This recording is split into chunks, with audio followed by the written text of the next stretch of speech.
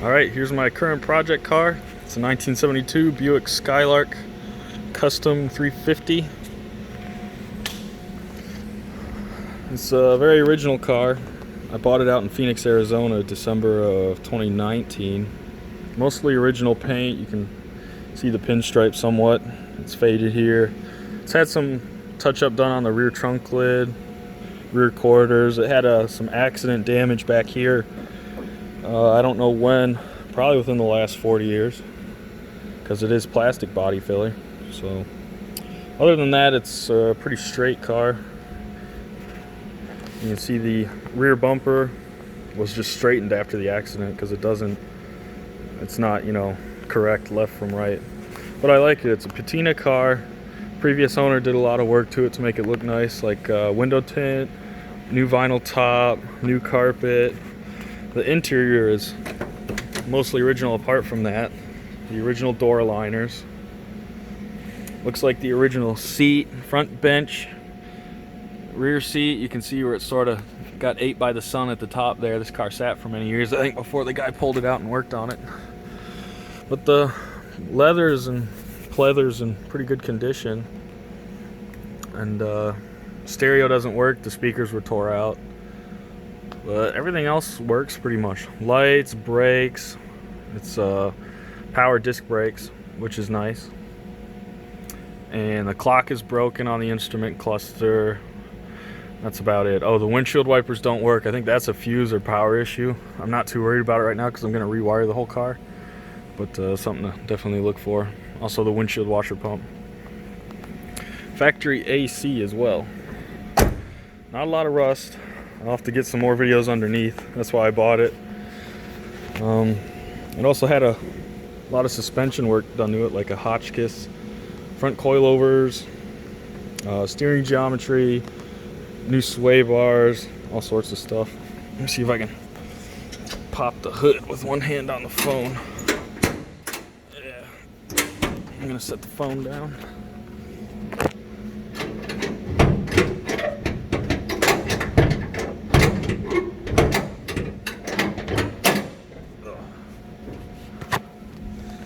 And that hood's a little stiff, as you can hear. But here's the inside of the engine. Original engine. The AC actually works, blows real cold. It's been worked on by the previous owner. They had it out in Phoenix where it was hotter than hell all the time, so they needed that. I don't know if that's the original brake booster. It may be a refurb. Those work. But like I said, the whole car's getting taken apart, so I'm not going to worry about all that too much. All the smog control stuff was pulled off. It's not the factory air cleaner. It also has like I think it's got an Edelbrock underneath it, or a Holly. But as you can tell, not a lot of rust. The inner fender liners, pretty much solid, no rust. Firewall wasn't rusty at all.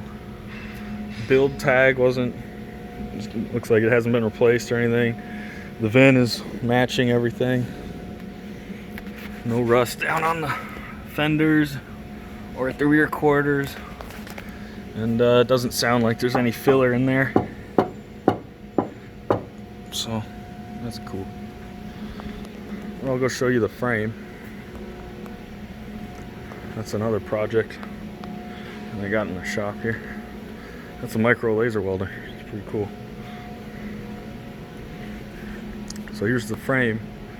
It's a Art Morrison A-body, so it'll work under any 1968 to 72 Chevelle, GTO, Le Mans, Skylark, Monte Carlo. So that's why I bought the Skylarks, because I actually had this frame a few years before that car. It's been sitting, waiting for a project to come along. So it's got a strange rear end. It's actually a Ford 9-inch. Welded. It's a triangulated 4-link by Art Morrison. Really nice setup. It's got a 389 gear set in it. And the limited slip diff by Eaton. I want to say it's Eaton. It's a Texas Speed LSX 454. There's 700 horsepower turnkey engine. And it's running a Holley Terminator X Max computer, and it's the X Max because it'll control my 4L80E as well, which is a performabuilt 1000 rated horsepower capacity.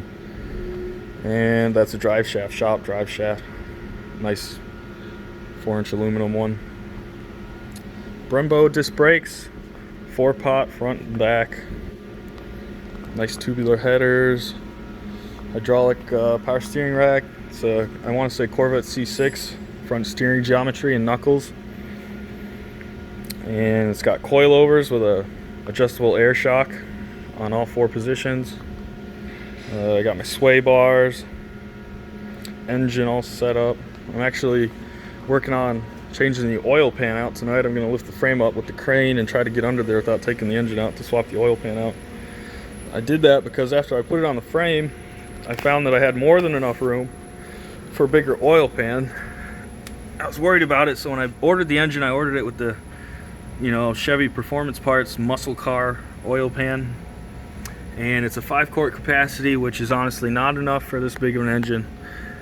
And I was worried about that, but now that I see there's tons of room, I bought a Moroso welded steel oil pan to put in there.